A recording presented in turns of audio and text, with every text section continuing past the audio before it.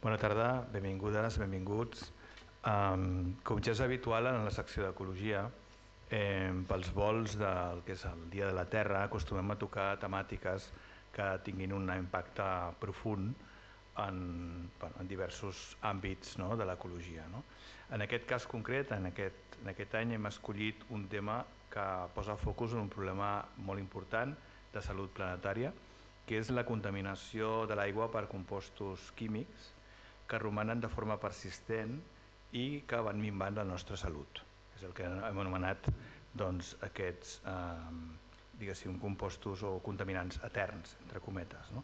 Avui parlarem específicament d'aigua, com dèiem, però aquesta amenaça invisible que dèiem ens està generant un context de toxicitat crònica per als humans i la resta dels éssers vius, que s'estén també a la contaminació per micropartícules en el sòl terrestre i també en l'aire que respirem. No parlem només d'aigua, tot i que ens centrarem molt en aigua, sinó també en aquests àmbits.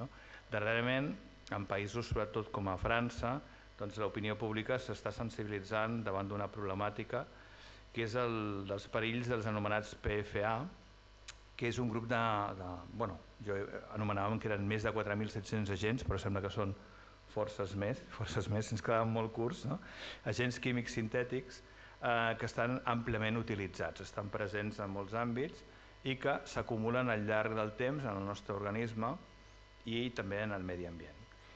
Segons l'Agència Europea del Medi Ambient, poden provocar diversos problemes de salut, entre ells danys hepàtics, malalties tiroïdals, obesitat, problemes de fertilitat i fins i tot càncer. Aquests compostos químics, com deien, ens amenacen de forma invisible, de forma insidiosa, podríem dir, intoxicant-nos a l'ingerir-nos diàriament, de manera que aquests efectes no es noten fins passat forces anys.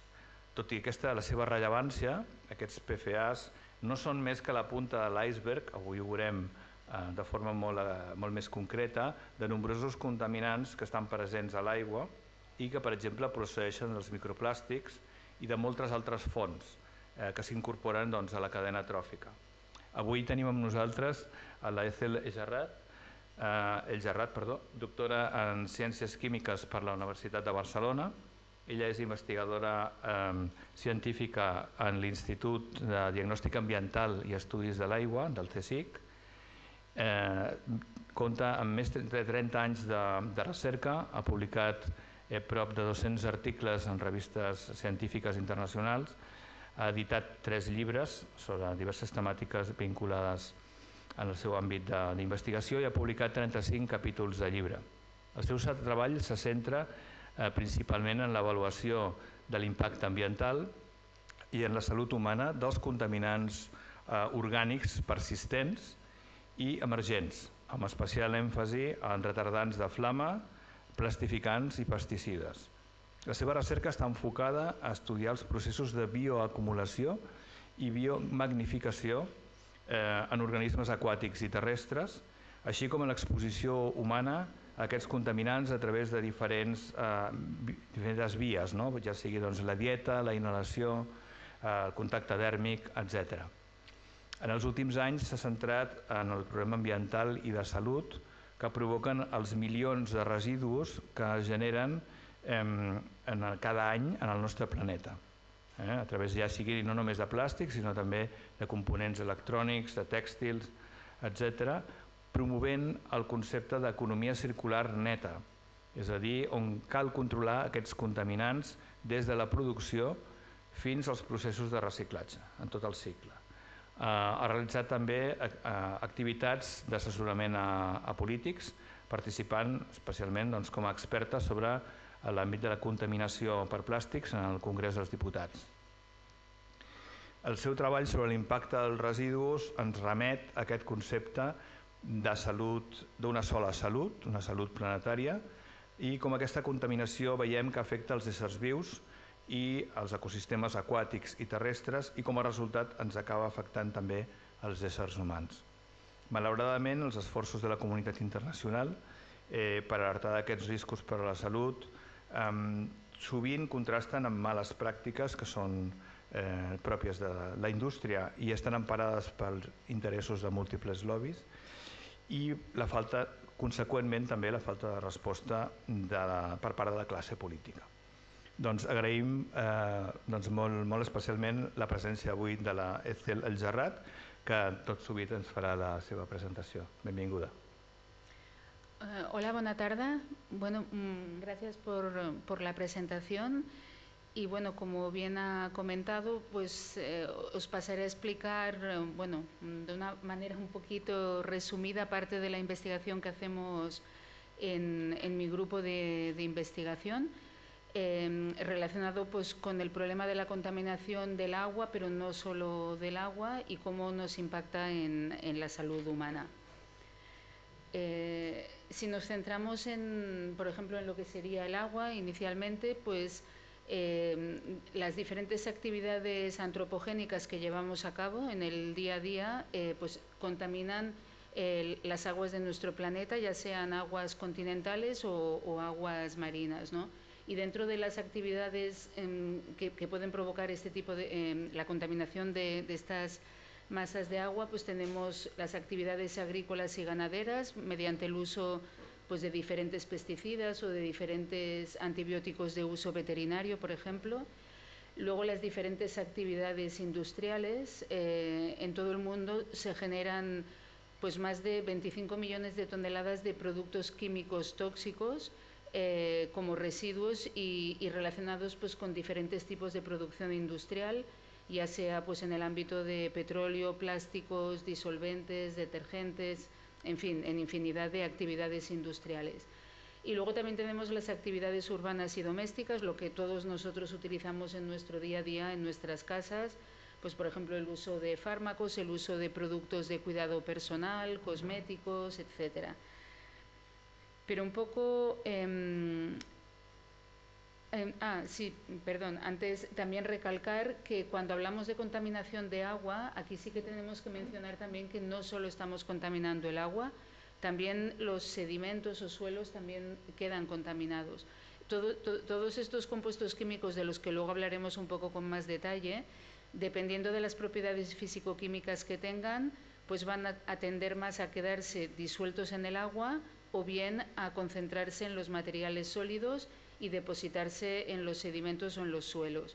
Entonces, la contaminación no solo está en el agua, sino también en estos sedimentos y suelos, que también luego pueden afectar a los diferentes ecosistemas.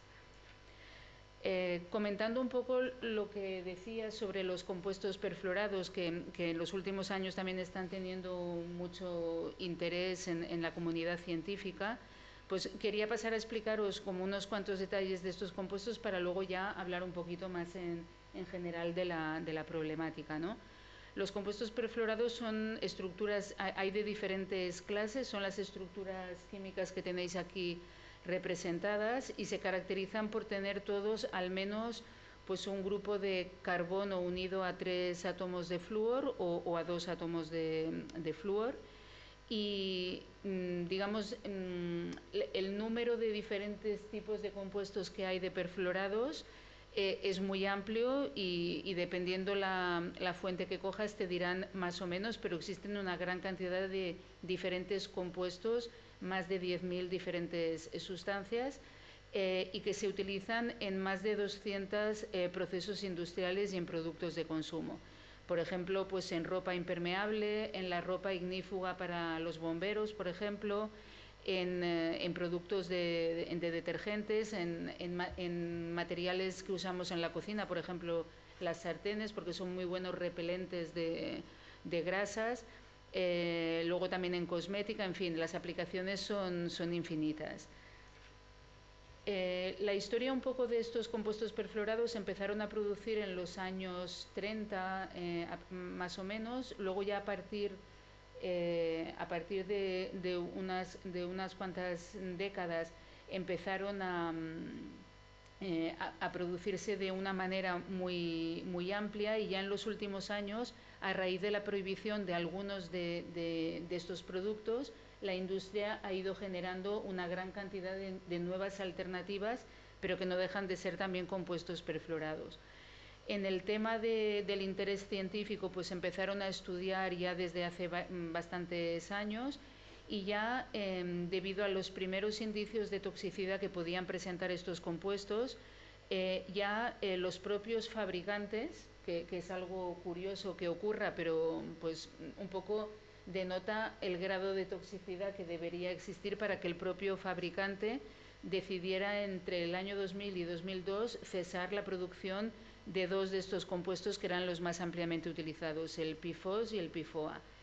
De hecho, estos compuestos luego posteriormente se introdujeron en la Convención de Estocolmo, que es un tratado internacional que regula los contaminantes orgánicos persistentes, pero a nivel global de todos los países, y se prohibieron pues paulatinamente desde el año 2009 hasta en el 2022 se ha incluido un último tipo de compuestos perfluorados. Pero bueno, el problema un poco es de que una vez que se prohíben unos, la industria saca lo que nosotros siempre llamamos los primos hermanos, ¿no? Compuestos de estructura molecular muy similar, que a día de hoy la comunidad científica todavía no tiene evidencias de que sean tóxicos, pero que a la que se empiecen a estudiar es muy probable que claramente lo sean, y así es lo que ha estado ocurriendo. En cuanto a los niveles de concentración, un poco aquí para que veáis que el problema de lo que llamamos contaminantes persistentes, como su propia palabra indica, una vez emitidos al medio ambiente, persisten mucho tiempo en él porque son muy estables y no se degradan con facilidad. Y en este estudio, por ejemplo, que se publicó, se ve claramente los niveles de contaminación precisamente del PFOA y del PFOS que se dejaron de fabricar ya a principios de los años 2000, y sin embargo vemos como los niveles de contaminación entre el año 2001 y 2010 o 2011-2020 prácticamente son similares. Habrán disminuido un poco, pero no demasiado. Y esto tiene que hacernos pensar que mientras estamos contaminando, o sea, cada año que evitamos que estos compuestos lleguen a nuestro medio ambiente, luego no va a bastar con un año más en que solucionemos el problema, sino una vez emitidos al medio ambiente es un problema que nos va a durar décadas allí. Aquí también este es un estudio también en el que se indican los niveles de contaminación en diferentes tipos de aguas, en tanto agua superficial como agua subterránea, de algunos de los compuestos, digamos, de perfluorados clásicos frente a los que están indicados en amarillo, que serían los nuevos. Y como veis, la escala es diferente porque los niveles de concentración de los nuevos a día de hoy son muy superiores. Y bueno, el hecho de que el medio ambiente esté contaminado de estos compuestos lo que provoca es que los humanos estamos expuestos a ellos y por lo tanto también los acumulamos en nuestro organismo, y aquí por ejemplo podéis ver los niveles de contaminación en sangre en diferentes zonas del mundo. Básicamente podríamos decir que los mayores niveles de contaminación se encuentran en Norteamérica, pero que también tenemos pues contaminación en todo a nivel planetario. Los riesgos en humanos, como comentabas también antes, todo lo que voy a hablar para los perfluorados servirá luego también para el resto de compuestos que os comentaré después. Estos compuestos no provocan una toxicidad aguda, o sea, no nos va a pasar nada por estar expuestos a niveles de contaminación de estos compuestos ni hoy, ni mañana, ni pasado.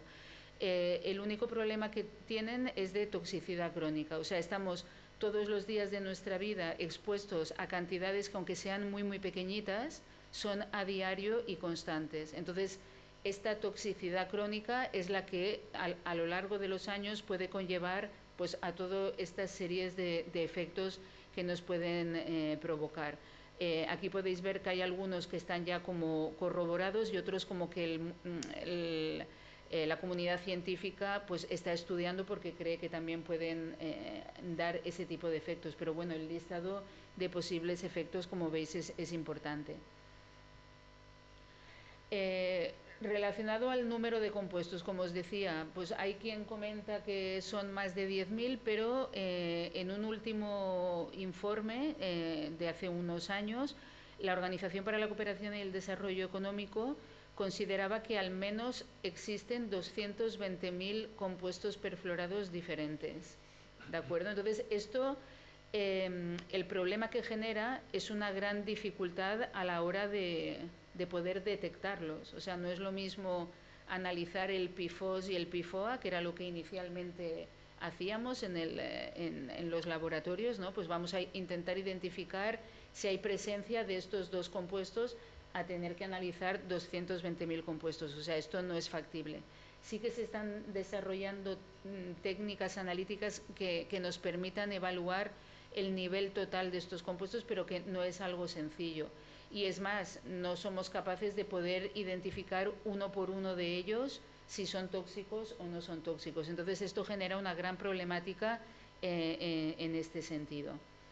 Y luego también hay que tener en cuenta que tenemos estos más de 220.000 compuestos que, una vez emitidos al medio ambiente, pueden sufrir transformaciones, con lo cual pueden haber los productos de transformación que puedan ser o bien menos tóxicos o bien incluso a veces más tóxicos, con lo cual también hay que evaluar cuáles son los posibles productos de degradación. Pero bien, un poco para generalizar más y no centrarnos solo en el tema de los perfluorados, sí que os quería comentar también, digamos, de dónde procede la contaminación, ya no solo del agua, básicamente del agua evidentemente también, pero también de nuestros ecosistemas terrestres y del aire también que respiramos, ¿no?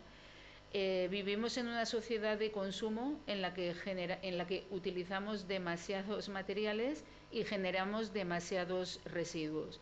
Entonces, aquí simplemente para que veáis unos niveles, unos datos a nivel global, esto es a nivel mundial. Generamos cada año 400 millones de toneladas de residuos plásticos, 54 millones de toneladas de residuos electrónicos, y luego el dato de residuos textiles no lo tengo a nivel mundial, pero solo en la Unión Europea generamos 8 millones de toneladas cada año de residuos textiles. Y como veis, la cuota de reciclaje de todos estos residuos que generamos es muy baja. El plástico un 9%, los residuos electrónicos un 17% y los residuos textiles el 20%. ¿Esto qué significa? Que todo el resto de estos residuos o bien va a parar a vertederos que contaminan también pues el medio ambiente, o bien quedan mal dispersos, pues muchas veces, como podemos ver, montones de residuos plásticos en nuestros mares y océanos.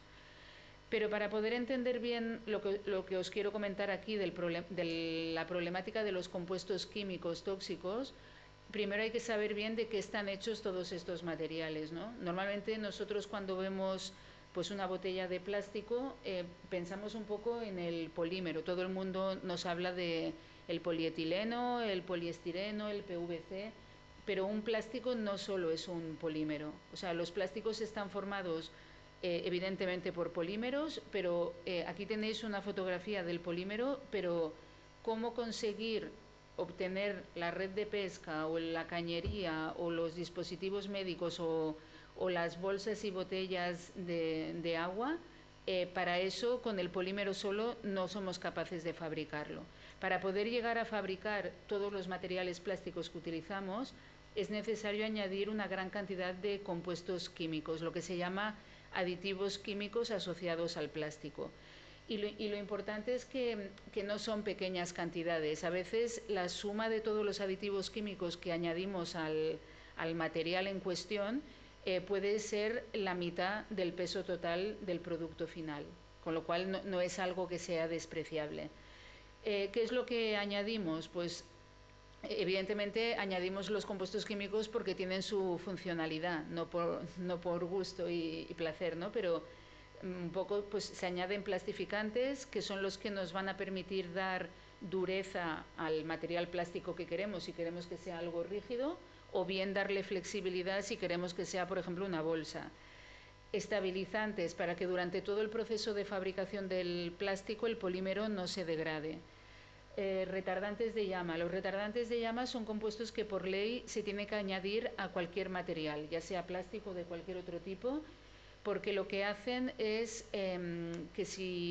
por ejemplo, este ordenador tiene retardantes de llama, porque si ahora aquí se provocara un incendio, estos retardantes de llama lo que harían es evitar que las llamas se propaguen con facilidad, y lo que hacen es retrasar la propagación de llamas, evitando la propagación del incendio y por lo tanto evitando riesgos mayores, ¿no? Por eso los retardantes de llama, hay una ley que obliga a que todos los materiales tienen que llevar. Filtros solares, por ejemplo, para los plásticos que se utilizan en invernaderos, por ejemplo, o en un toldo, etcétera, pues para evitar que se degraden con la luz solar. O los antibacteriales, que estos son básicos en todos los materiales plásticos que utilizamos para alimentación.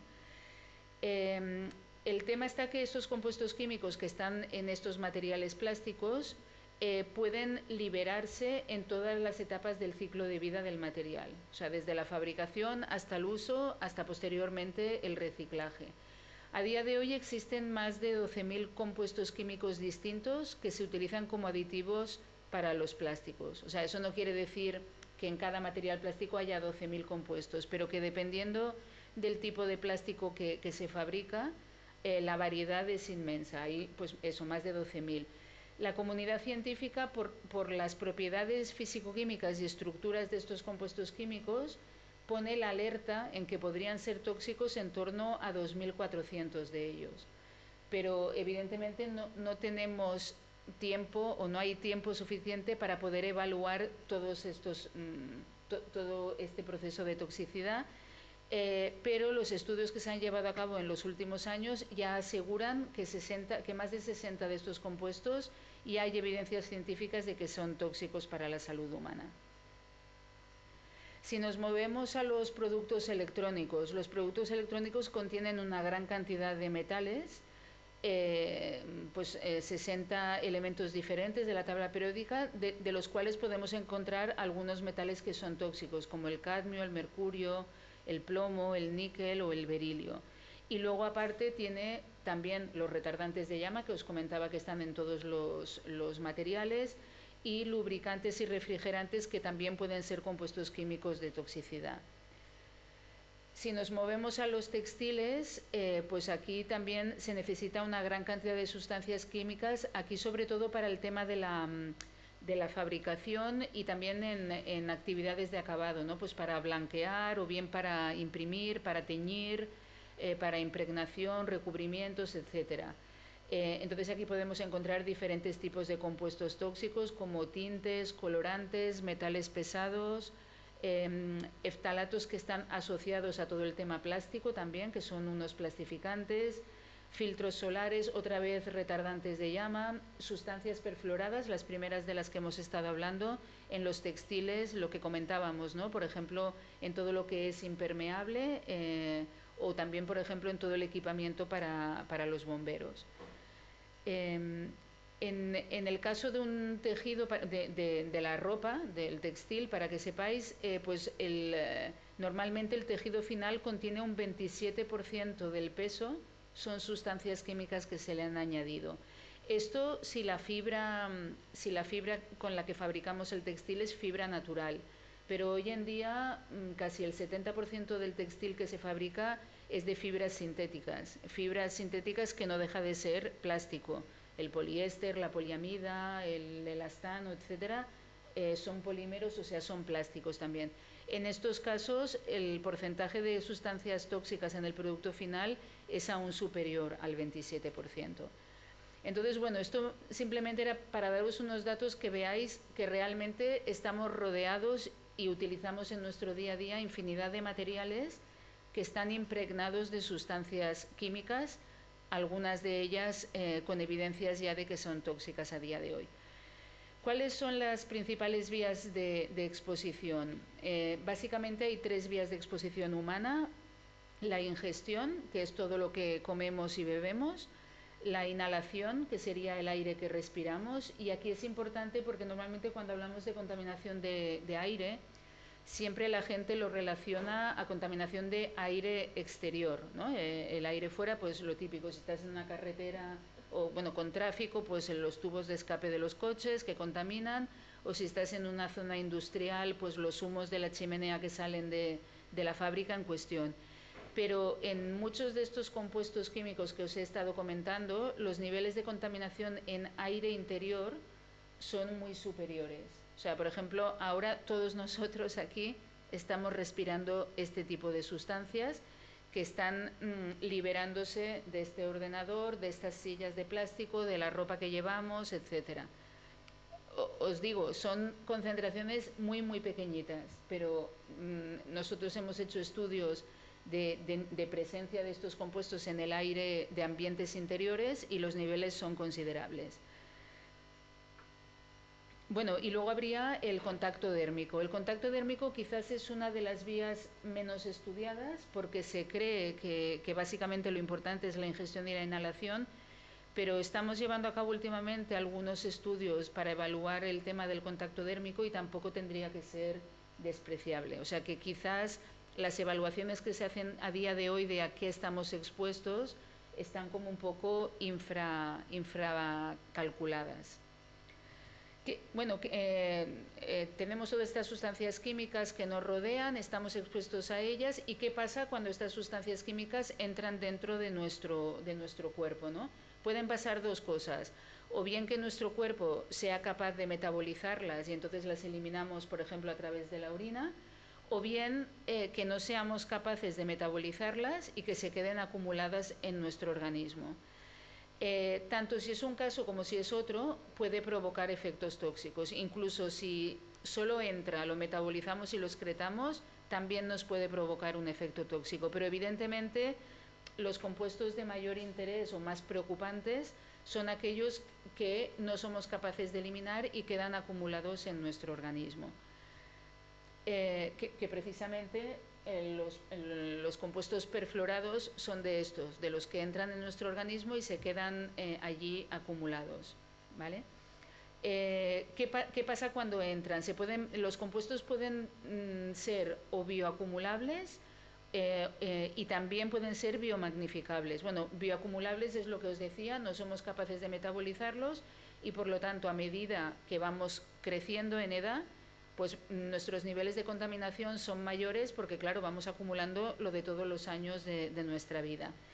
La biomagnificación, ¿qué es? La biomagnificación es que los niveles de contaminación van incrementándose a medida que se incrementa el nivel trófico, la cadena trófica. Como los humanos estamos en la cúspide de la cadena trófica, pues lamentablemente también, en este caso, también somos de los perjudicados.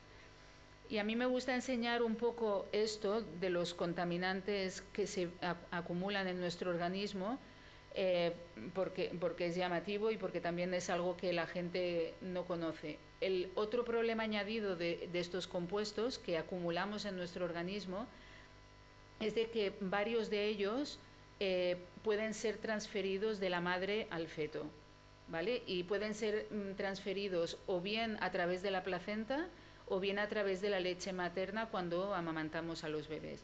Esto significa que todos nosotros, ya cuando nacemos contaminados. O sea, tenemos una dosis inicial que nuestra madre nos ha transferido de manera involuntaria, pero nos lo ha transferido, entonces nacemos ya con un grado de contaminación. Luego, los niveles que tenemos en nuestro cuerpo siempre va relativizado a nuestro peso corporal. Entonces, como de pequeños nuestro peso corporal incrementa muy rápido, se produce una dilución de la contaminación y por eso aquí tenemos esta primera bajada de los niveles de contaminación. Pero luego ya cuando llegamos a una edad juvenil que nuestro cuerpo ya no crece, es cuando a través del input que tenemos, por lo que respiramos, por lo que comemos, etcétera, otra vez nuestros niveles vamos bioacumulando y van subiendo. En el caso de los hombres subirán hasta que fallezcan. En el caso de las mujeres, si las mujeres tienen hijos, pues es una manera de detoxificación de la madre, aunque lo pasas al crío, pero la madre se detoxifica. Entonces, muchos estudios que se han llevado a cabo miraban los niveles de contaminación al principio, cuando todavía no se sabía todo el tema de la transferencia madre-feto, miraban niveles y veían que siempre bueno, si fueran en animales también, siempre los machos estaban más contaminados que las hembras, ¿no? Entonces decían, igual es que tienen una bioacumulación diferente o algo, pero no, la explicación es que el hecho de tener un hijo lo que hace es detoxificar en parte a los niveles de contaminación. Y bueno, también lo que habéis comentado, los diferentes tipos de toxicidad, lo que os decía, toxicidad crónica, que los efectos los vamos a ver al cabo de de distintos años de exposición.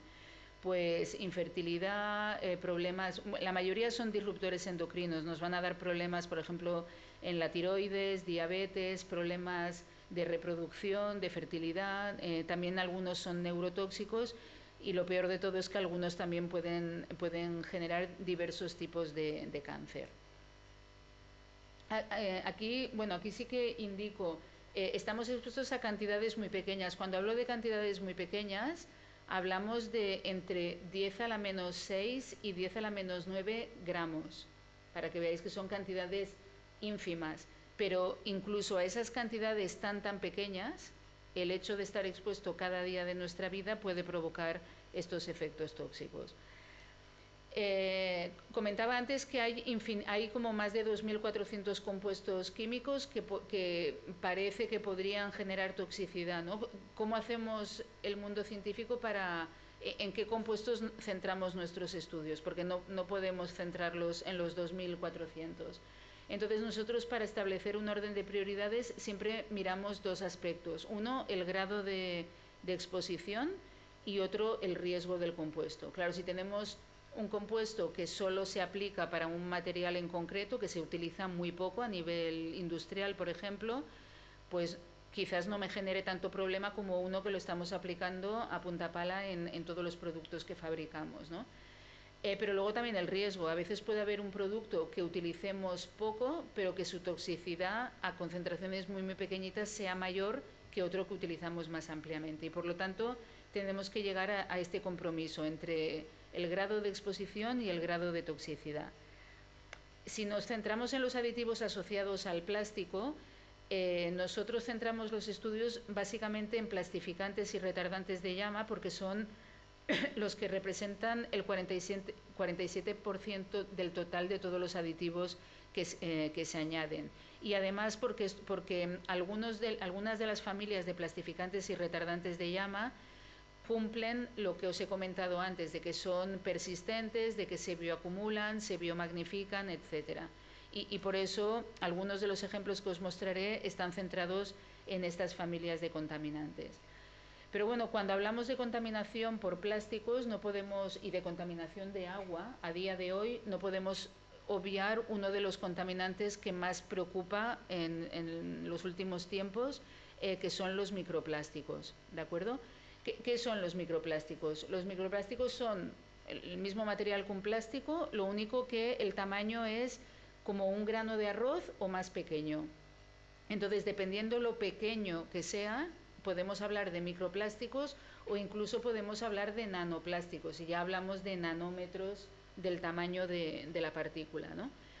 Pero no deja de ser lo mismo que el plástico grande. O sea, tiene también el polímero con los aditivos químicos que se le hayan puesto a ese polímero.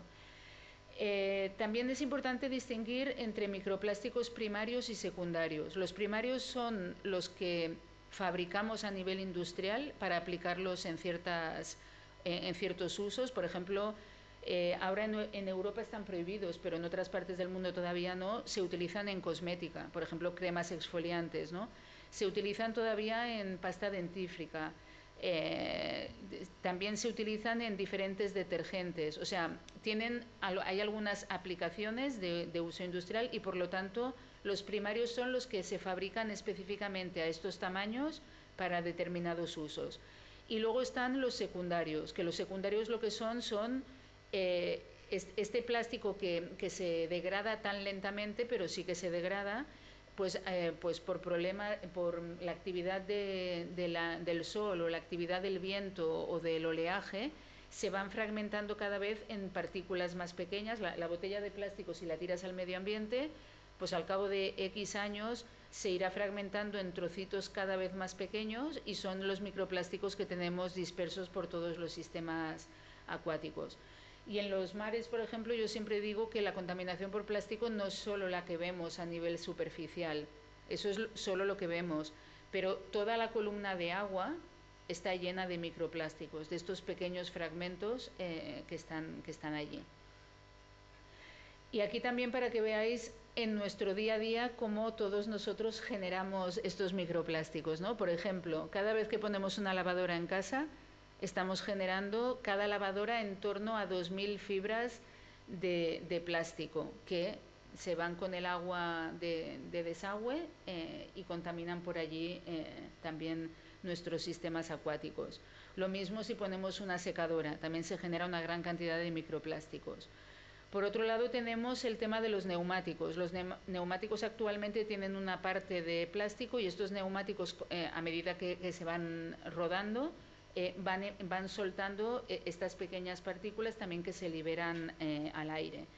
O lo que os comentaba antes, ¿no? Pues si los utilizamos para lo típico, me voy a dar el baño con el gel o lo que sea específico con sus partículas, pues esta simple acción genera como 100.000 microplásticos diferentes, ¿no? La cuestión es de que todas estas actividades que hacemos a diario, por ejemplo, cada día que nos cepillamos los dientes, esos microplásticos van al agua, del agua irán a las aguas residuales, estas aguas residuales llegarán a la estación depuradora. Las estaciones depuradoras a día de hoy son capaces de retener una parte de los microplásticos, pero no todos, porque el problema también es el tamaño al que llega. Como tú puedes tener inicialmente un microplástico, pero se va fragmentando cada vez en trocitos más pequeños. Entonces, las estaciones depuradoras a día de hoy retienen una parte de microplásticos, pero no todos. Y luego también es importante decir que los retienen en los lodos de depuradora. Cuando tú esos lodos de depuradora los aplicas como fertilizante en suelo agrícola, estás llevando también esos microplásticos al suelo agrícola, ¿no? Pero en cualquier caso, estamos llevando esos microplásticos a los sistemas acuáticos, por ejemplo al medio marino.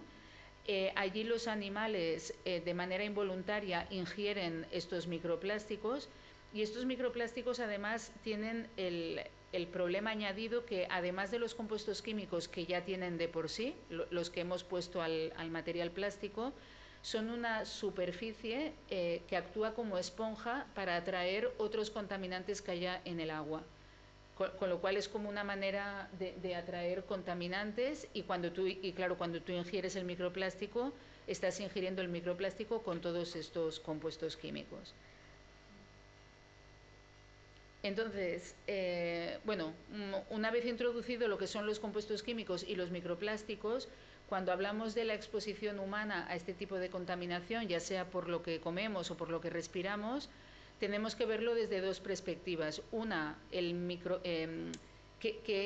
impacto tengo por el microplástico en sí y qué impacto tengo por el compuesto químico que lleva asociado ese microplástico.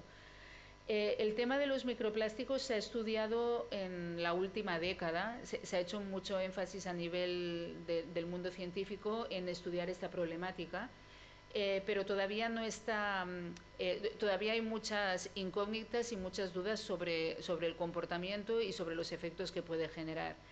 De hecho, yo ahora os presentaré algunos datos, pero hay que tomarlos con cautela porque uno de los problemas de los microplásticos es cómo los analizamos.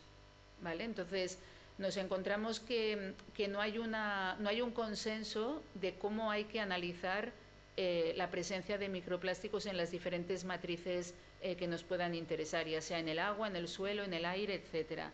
Y esto se debe a que cuando hablamos de microplásticos pensamos que es una sola cosa y microplásticos son mucho, porque va a depender mucho del tamaño de partícula. Si yo tengo un método de análisis que solo es capaz de ver hasta cierto tamaño de partícula, no podré comparar mi resultado con otro que puede ir a tamaños de partículas más pequeños, ¿no? Por ejemplo. Luego también depende mucho de la forma del microplástico. Las fibras textiles, mientras que otros microplásticos tienen forma de esferas, ¿no? Entonces, bueno, esto hace que a día de hoy tenemos estimaciones de lo que puede haber, pero no podemos dar como rotundos los valores cuantitativos que se dan de los microplásticos. Pero bueno, un poco para hacernos una idea ya están bien. Este estudio se publicó ya hace unos años, en el 2019, con los datos que había en ese momento de niveles de microplásticos tanto en la dieta, en el agua, como en el aire. Como veis hay dos tipos de evaluación, ¿no? Por un lado tenemos el de la derecha, en el que por dieta y por aire estaría más o menos 50% del input, pero luego con el agua tenemos una gran diferencia. Y esto se debe a que el estudio hizo la evaluación teniendo en cuenta en el lado de la derecha que todo el agua que bebíamos era agua de grifo, mientras que el de la izquierda tomó en cuenta que siempre bebíamos agua de botella de plástico.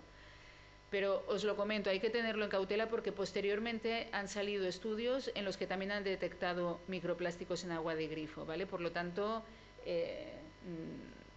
simplemente es un poco indicativo, pero eso todavía está para terminar de definir del todo. Sí, luego también es importante la contaminación por microplásticos en la dieta, en lo que comemos, puede venir por tres vías. Por ejemplo, si tenemos un pescado que ha estado en el mar contaminado por microplásticos, el pescado habrá ingerido esos microplásticos y cuando nosotros nos lo comamos, pues también ingeriremos esos microplásticos. Pero aparte, en el tema de la comida, hay todo el sistema de producción y elaboración del alimento que también puede generar contaminación por microplásticos y sobre todo también todo el embalaje de plásticos que hacemos de los alimentos, que también puede haber transferencia del envase al alimento en cuestión. Y aquí os quería poner un par de ejemplos que son muy, muy claros. Son estudios científicos publicados, por ejemplo, el caso de las bolsas de té. Las bolsas de té de toda la vida se habían hecho de papel, pero ya en los últimos años se hacen de material plástico. Pues este estudio lo que hizo fue evaluar qué pasa cuando yo pongo una bolsa de té de plástico en agua hirviendo, que es como lo ponemos, para que el hecho de la temperatura del agua hace que la liberación de microplásticos sea incluso mayor de lo que sería en condiciones normales, ¿no? Y como veis, pues en un vaso de té se generan una gran cantidad de micro y nanoplásticos. O el caso de los biberones, ¿no? Los biberones de plástico que esterilizamos con agua hirviendo. Pues cuando tú esterilizas, estás liberando una gran cantidad de microplásticos.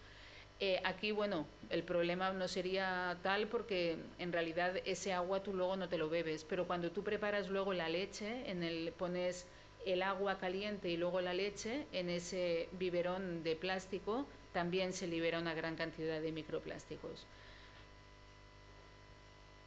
Y bueno, la primera evidencia de que los seres humanos estábamos expuestos a los microplásticos fue en un estudio publicado en el año 2018, que lo que hicieron fue recoger muestras de heces humanas de diferentes países del mundo y en todas ellas encontraron la presencia de microplásticos. O sea, si tenemos microplásticos en las heces es porque en algún momento ha entrado dentro de nuestro organismo. También es cierto que significa que hemos sido capaces de eliminarlo. Pero diferentes estudios posteriores han encontrado también niveles de microplásticos ya pues en sangre, pulmones, placenta, leche materna, lo cual indica que sí que somos capaces de eliminar una parte o un determinado tipo de microplásticos, pero que hay otros que no, que se quedan acumulados en nuestro organismo. El tema de los efectos que esto puede generar está en estudio todavía y todavía no está claro. Algunos estudios parecen indicar que puede generar problemas en nuestro sistema inmunitario. Luego, recientemente han salido algunos estudios que podían provocar efectos cardíacos, como ataque al corazón pues, por obstrucción de las venas. Pero son cosas que solo hay como pequeños indicios, los estudios que se han publicado, pero todavía no hay un resultado fiable que podamos decir el microplástico provoca este problema. Si nos movemos al tema de los compuestos químicos, aquí es diferente. Aquí llevamos décadas muchas décadas estudiando cuál es el problema de estos compuestos químicos. Con lo cual aquí sí que ya hay evidencias científicas que muchos de ellos son tóxicos. Y el ejemplo, aquí os pongo el ejemplo de un tipo de plastificante, el bisfenol A, porque hace ya más de 50 años que se sabe que es tóxico y sin embargo a día de hoy lo seguimos utilizando, ¿vale? Los efectos en la salud son todos los que podéis ver aquí, que se han reportado por la presencia de bisfenol A, y debido a que se conocía esta toxicidad, lo único que se consiguió fue que en el 2011 se prohibiera su uso en los biberones, o sea, digamos, dar protección a los grupos de riesgo, que serían bebés y niños. Luego en el 2018 se prohibió en envases alimentarios, pero destinado a alimentos para niños de 0 a 3 años.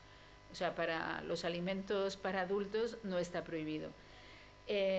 Y se prohibió para todo tipo de envases en la nueva ley de residuos que se promulgó en el 2023, ¿de acuerdo? Pero todavía seguimos utilizando el bisfenol A en muchos otros materiales. Y aquí es importante también comentar, para que veáis el problema hasta dónde llega, ¿no? El bisfenol A, había estudios que se veía que era, bueno, que se sabía que era tóxico. Entonces la Autoridad Europea de Seguridad Alimentaria, la EFSA, en base a los estudios que había, estableció cuál era la dosis diaria que podemos estar expuestos al bisfenol A, para que aunque cada día de tu vida estés expuesto a esa dosis, no te genere un problema a lo largo de los años, ¿no? ¿Cuál sería la dosis diaria segura? Entonces, bueno, estableció esta dosis en 4.000 nanogramos. 4.000 nanogramos son 4 microgramos por kilo de peso y por día. Entonces, en principio, parecería o debería haber pasado que nuestra dieta, al menos, a través de nuestra dieta, no ingiriéramos más de esta cantidad cada día. ¿Qué ha pasado? Que el mundo científico ha ido haciendo más estudios toxicológicos, en el que han visto que el bisfenol A era aún más tóxico de lo que se pensaban. Entonces la EFSA se ha visto obligada a reevaluar esta dosis diaria y la ha tenido que rebajar no a la mitad ni 10 veces, sino la ha tenido que rebajar 100.000 veces por debajo del valor seguro de antes. Esto significa que todos nosotros hemos estado expuestos a dosis más altas de las recomendables.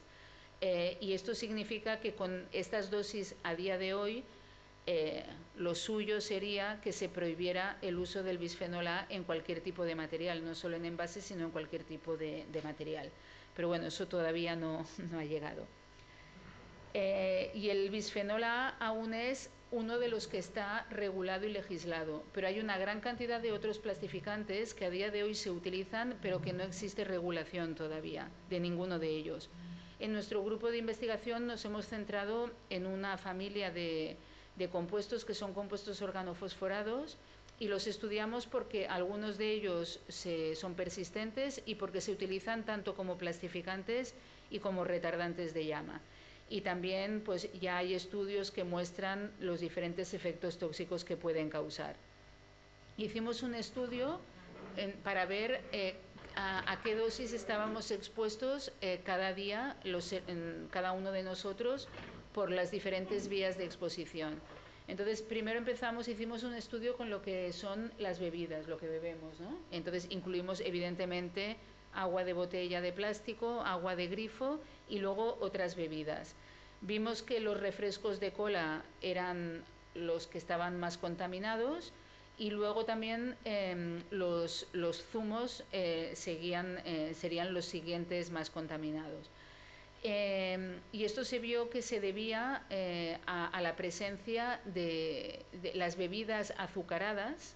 O sea, por ejemplo, miramos un refresco de cola, el regular y el light, y el regular tenía niveles más altos. Miramos zumos, zumo natural o zumo con azúcar añadido, y tenía más el de azúcar añadido. Y luego al final vimos que es que el que presentaba la contaminación, que aportaba mayor grado de contaminación, era precisamente este azúcar que se añade.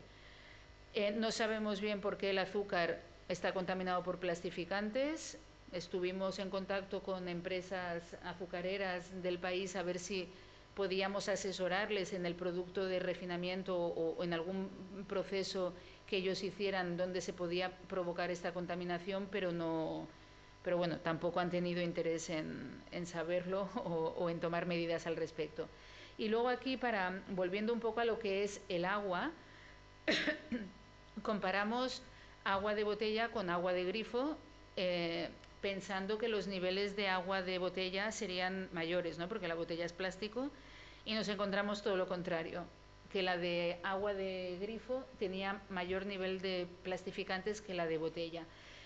También he de mencionar que los niveles en agua eran bastante bajos, eran concentraciones bajas, pero esto es importante verlo para tomar conciencia de que, sin darnos cuenta, estamos rodeados de, igual que os comentaba lo del azúcar, que nadie pensaría que por añadir azúcar a una bebida la vas a contaminar con plastificantes. Lo mismo pasa aquí. Todos pensamos en la botella de plástico lo mala que es, y lo es por la cantidad, sobre todo por la cantidad de residuo que genera, pero también hay que tener en cuenta la contaminación superior en agua de grifo. Se debía a que desde la estación potabilizadora hasta el grifo de tu casa, todos los conductos por donde pasa ese agua son de PVC, que es material plástico, y entonces durante todo ese recorrido se van liberando estos compuestos también, ¿vale? Pero un poco para haceros ver que es que estamos rodeados de plástico en todo. Entonces, bueno, eliminar la contaminación por plásticos no es algo que vaya a ser fácil ni evidente. Bueno, aquí enseño la diferencia entre las bebidas azucaradas y las que no eran azucaradas.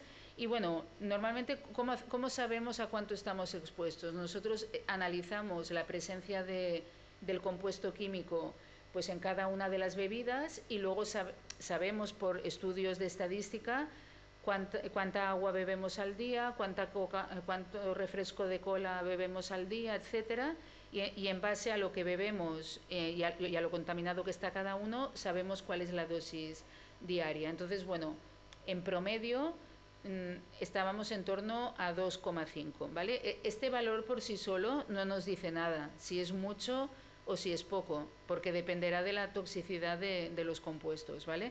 Pero un poco lo que sí que nos indica cuáles son las mayores vías de exposición a las que estamos expuestos. Por ejemplo, en este caso, en las bebidas, la mayor vía de exposición son los refrescos de cola.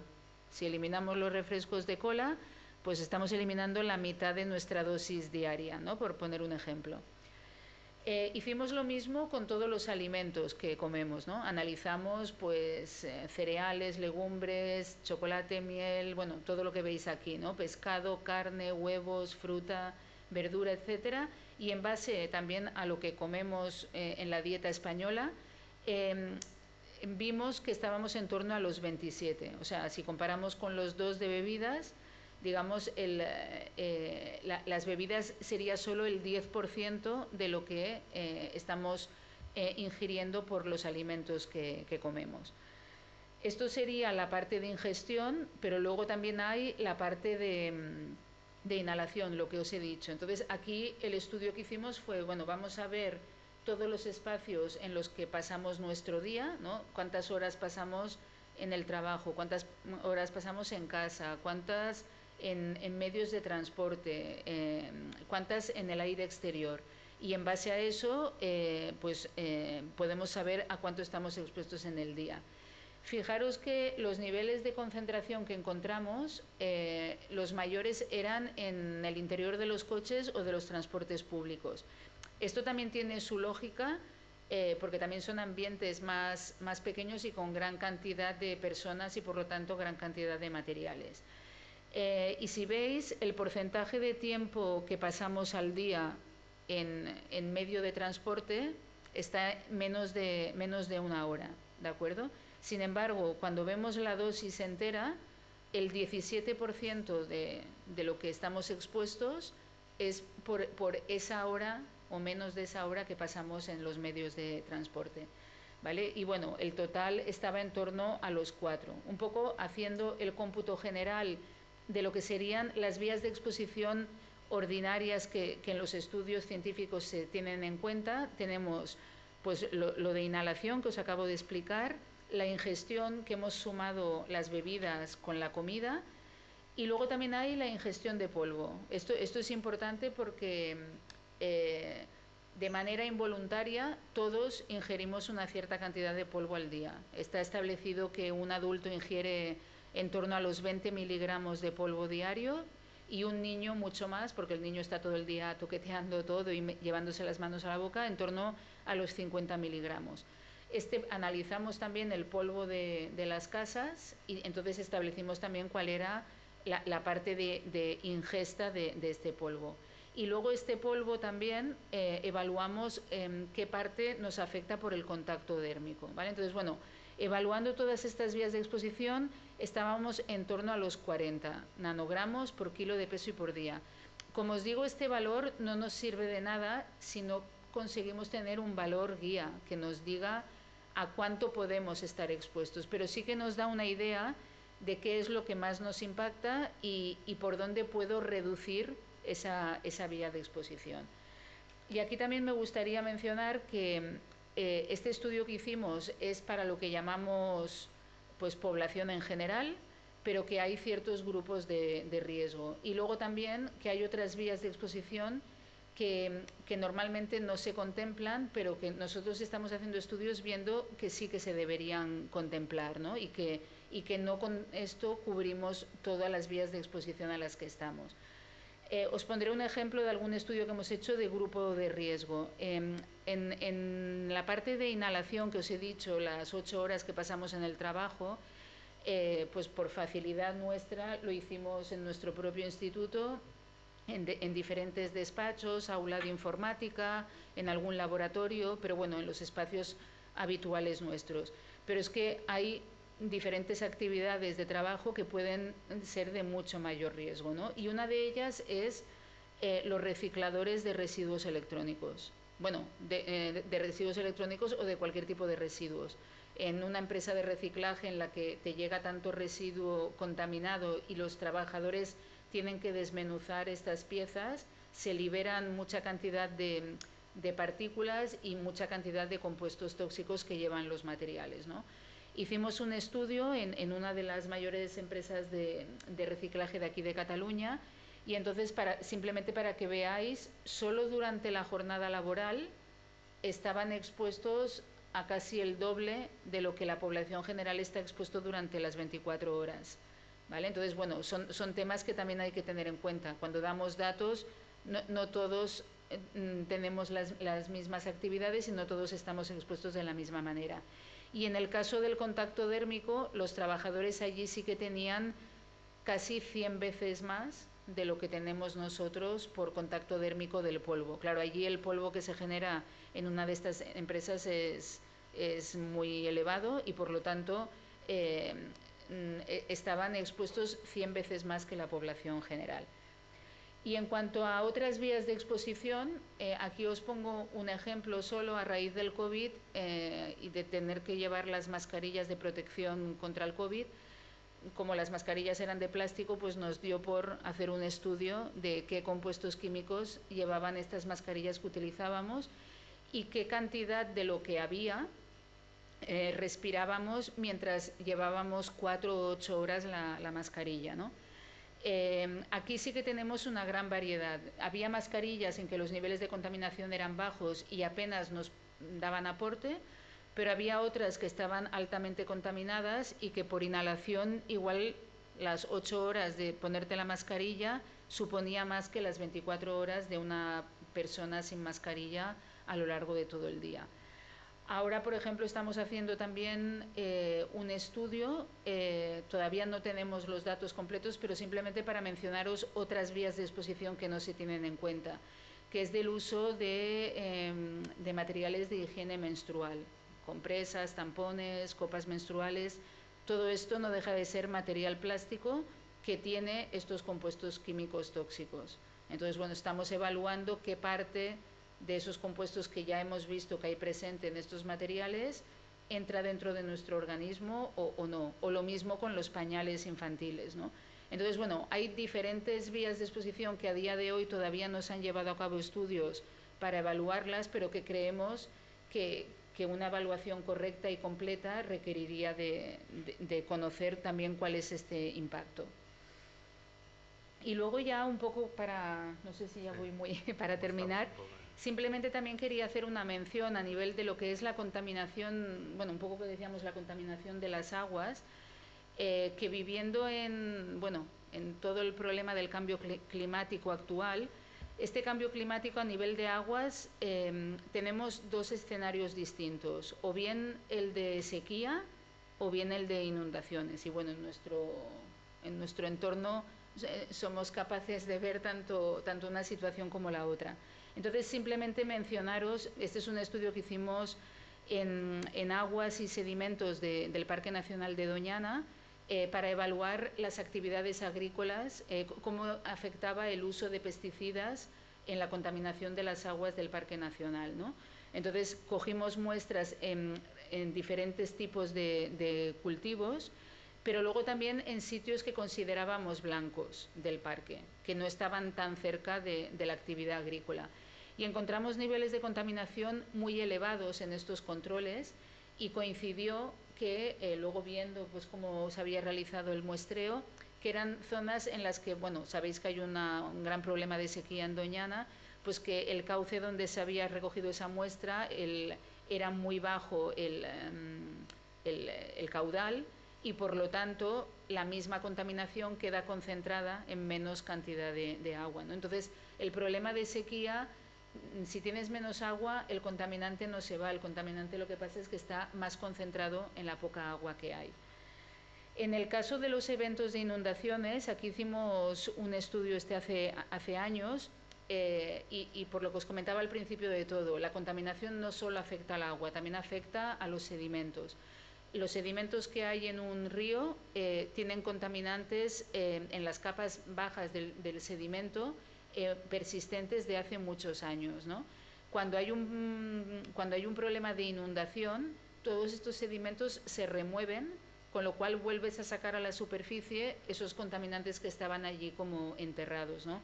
Entonces, bueno, este era un estudio en el que evaluamos qué cantidad de sedimentos se removía en un episodio de inundación que hubo, y qué cantidad de contaminantes se habían sacado a flote a raíz de esta removilización de los sedimentos, que aparte el sedimento se remueve aquí, pero te encuentras luego la contaminación a cientos de kilómetros aguas abajo, ¿no? Y luego ya, bueno, todos hemos visto el problema de las inundaciones en Valencia por la Dana. Hemos hecho análisis de los fangos, de los lodos que se recopilaron, y bueno, hemos encontrado niveles de estos compuestos tóxicos también, porque evidentemente estas aguas arrastraron todo, arrastraron farmacias enteras, con lo cual todos los medicamentos que había allí contaminaron esas aguas, arrasaron campos agrícolas, con lo cual los pesticidas que pudiera haber también, y zonas urbanas donde había toda la contaminación de todos los productos que os he ido comentando a lo largo de toda la presentación, ¿no? Y bueno, en principio este era un poco el resumen así que había hecho, y bueno, ara si hay preguntes... Sí. Penso que coincidim en que hem quedat impactats, realment impactats, per tot el que ens has explicat, perquè són múltiples les fonts i les dimensions, no?, d'aquesta toxicitat. Hi ha una pregunta com bastant òbvia que penso que hem solucionat amb èxit en aquest acte, perquè com a mínim tenim gots de cartró i ampolles de vidre, no? Però és el fet de quin és el dilema amb una cosa tan bàsica com és beure aigua diàriament, perquè per una banda ens has explicat que, doncs que la presència de microplàstics, etc., d'aquests components estava paradòxicament, no?, més alta en el que seria l'aigua corrent, diguéssim, contràriament al que semblaria. Llavors, en aquest cas mateix, que és una cosa tan bàsica, quin podria ser el criteri, no? És a dir, estem suficientment protegits des d'un punt de vista de sanitat, de salut pública, per les que són les centrals, no?, de depuració, o una mica quina seria la situació, no? Bueno, yo quitando todo lo que he explicado, que de hecho es a lo que llevo más de 30 años dedicándome, evidentemente claro que le damos importancia a todo esto, pero tampoco tenemos que... o sea, a mí mucha gente me ha dicho, pues entonces yo ya no comeré pescado nunca más, o yo ya no... Bueno, hay que relativizar las cosas. O sea, lo importante, yo creo que aquí lo importante es saber, primero conocer, que la población sepa lo que los científicos sabemos e intentar que realmente el grado de contaminación del medio ambiente, o sea, el tema no es dejar de beber agua, porque no podemos dejar de beber agua, no podemos dejar de respirar aire. Entonces, el tema es conseguir un ambiente menos contaminado para que entonces bebas el agua que bebas, no tengas este problema. En cuanto a la típica pregunta de qué es mejor, agua de grifo o agua embotellada, yo siempre digo que el agua de grifo tiene más controles que lo que es el agua embotellada. O sea, la cantidad de parámetros y de compuestos químicos que se miran en el agua de grifo es más estricto. Que no quiere decir que en el agua embotellada no lo sea, pero lo es aún más en el agua de grifo. Sí que es cierto que los niveles de plastificantes salían algo superiores en el agua del grifo, pero eran niveles todos ellos muy bajos. O sea, si realmente nuestra exposición solo se debiera a eso, no generaría un problema. El problema es cuando vamos sumando diferentes vías, ¿no? Entonces, yo siempre digo que por calidad de agua, mejor el agua de grifo. Y evidentemente, por generar residuos, evidentemente también agua de grifo, porque el agua embotellada, aunque fuera mejor, que no lo es, estás generando ahí un residuo que una botella de plástico de agua tarda 400 años en degradarse por completo. Entonces ya por el mero hecho de la gestión porque esa botella de agua que va a ir a parar al medio ambiente si no se recicla y no se gestiona de una manera correcta, va a generar microplásticos con las sustancias químicas que también tiene, que no te lo beberás del agua del grifo, pero te lo comerás cuando te comas el pescado, ¿no? Entonces, yo creo que en el global, yo siempre digo, y es lo que yo hago en mi casa, es beber agua de grifo. La recomanació està molt clara. Gràcies per treure'ns la incògnita. I una pregunta que també sorgeix bastant és si es pot establir alguna correlació clara entre determinades, diguéssim, alteracions neurològiques que s'estan estudiant ara, com pot ser, per exemple, el tema de trastorns, no? D'atenció, TDAH, etc., que s'estan detectant de forma creixent en la infància. Sí, penses que pot haver, o està demostrat, que hi ha una correlació entre aquests components i aquest tipus d'afectacions, diguéssim. A ver, es importante mencionar que es súper complicado poder establecer una correlación directa, porque el problema es que estamos expuestos a tal cantidad de compuestos que cómo puedes asegurar que este compuesto te da esta toxicidad y no es el otro porque también es verdad que todos los estudios que se hacen de toxicidad, que es otro fallo que hay que solucionar con el tiempo, es de que se evalúa la toxicidad de un compuesto único. Pero tú en tu cuerpo tienes, por decir algo, bisfenol A, tienes el compuesto perfluorado, tienes el retardante de llama y tienes el organofosforado. Entonces, no es lo mismo la toxicidad de un compuesto solo que de un cóctel que se llama de tóxicos, que la toxicidad puede ser incluso superior, ¿no? Pero bueno, normalmente para poder llegar a legislar un compuesto, tú tienes que intentar identificar lo que comentabas, la correlación directa de una sustancia con un efecto. Esto es muy complicado, pero sí que para ciertos compuestos, como por ejemplo el bisfenol A, sí que se ha visto esta correlación. Esto se hace con estudios con cohortes, ¿no? Pues estudios con un gran número de individuos sanos, individuos pues que tienen el efecto que tú quieras valorar y valorando los niveles de presencia de estos compuestos, ¿no? Pero esto lleva muchísimos años poder llegar a ello. Entonces, para algunos compuestos sí que se sabe, como te comentaba el bisfenol A, pero por ejemplo todos estos que he comentado yo, se intuye o con experimentos a nivel de laboratorio puedes determinar que pueden ser tóxicos, pero el trasladarlo con certeza al ámbito es más complicado. Lo que sí que es cierto es de que existe, a nivel estadístico, existe un incremento significativo con los años de casos de enfermedades tipo TDA, etcétera, que un poco quizás la explicación podría venir de la mano del tema de los contaminantes ambientales que existen. Pero es lo que os comento, es realmente complejo y digamos esa es la suerte que tienen los fabricantes de estos compuestos, ¿no? que para poder demostrar, para que alguien pueda llegar a legislarlos, tú tienes que demostrar que tienen esta toxicidad y no siempre es tarea fàcil de conseguir.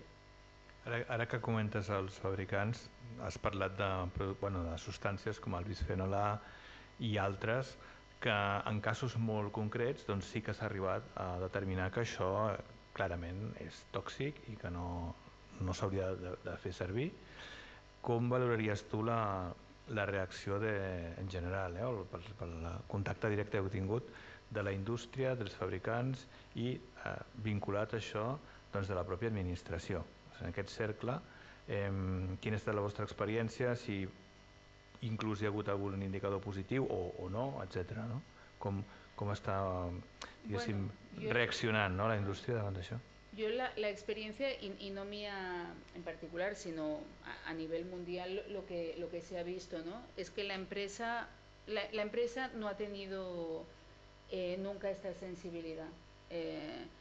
Porque, por ejemplo, en el caso del bisfenol A, cuando se... en el caso, por poner el primer ejemplo que he dicho de los perflorados, sí que hicieron el cese de los dos que había evidencias de que eran tóxicos, pero luego han generado cientos de miles de compuestos perfluorados que probablemente, no todos ellos, pero parte de ellos tendrán toxicidad similar a los anteriores, ¿no? Entonces, con el bisfenol A, por ejemplo, ¿qué pasó? Que a la que vieron que empezaban a regularse el uso del bisfenol A, sintetizaron el bisfenol S, el bisfenol F, que no dejan de ser compuestos cuya estructura molecular es casi idéntica al bisfenol A, solo cambian una pequeña parte de la molécula, con lo cual ya no es el compuesto que está prohibido, lo puedes utilizar, y entonces la empresa allí tiene como un margen de 10, 15 años hasta que la comunidad científica sea capaz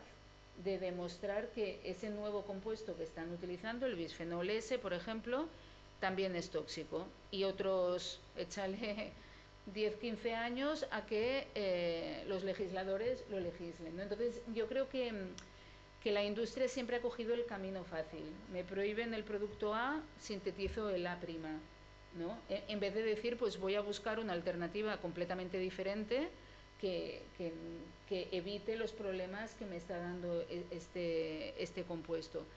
De hecho, esto ha ido pasando a lo largo de todas estas décadas y la Unión Europea, por suerte, a ver si finalmente lo hace, lo que quiere establecer es que a partir de ahora, cuando se prohíba un compuesto tóxico, no se prohíba el compuesto tóxico, sino se prohíba la familia completa. O sea, no vamos a prohibir el bisfenol A, sino vamos a prohibir todos los bisfenoles.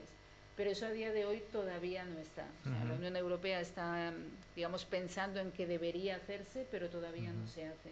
Clar, aquesta és una possible solució que apuntaves, però també recordo que comentàvem abans de la xerrada que si la Unió Europea acabés implementant aquesta mesura, però a nivell global, doncs ens trobem amb aquesta diguéssim, situació salvàtica, per dir d'alguna manera, doncs tampoc acabarem solucionant el problema perquè tot està connectat, ¿no? Claro, porque si tú prohíbes el uso de bisfenoles aquí, pero importas productos de Asia, por ejemplo, donde allí sí que está permitido su uso, tú estás metiendo el material y con el material el contaminante, con lo cual no has solucionado nada. Por eso la Convención de Estocolmo que os comentaba, que regula el uso de contaminantes orgánicos persistentes, que son de los más problemáticos, es importante porque es a nivel internacional, porque entonces sí que evitas el problema a nivel global, porque no sirve de nada, sí que sirve, pero es una medida puntual el que Europa lo haga y América, Asia sigan utilizando esos compuestos, ¿no? Por ejemplo, minimizaríamos la exposición pero no la eliminaríamos. Clar. Vinculat a això, hi ha algunes, diguéssim, indicis de que aquest model, no, circular, diguéssim, de la producció, que tingués en compte d'origen aquests contaminants, etc.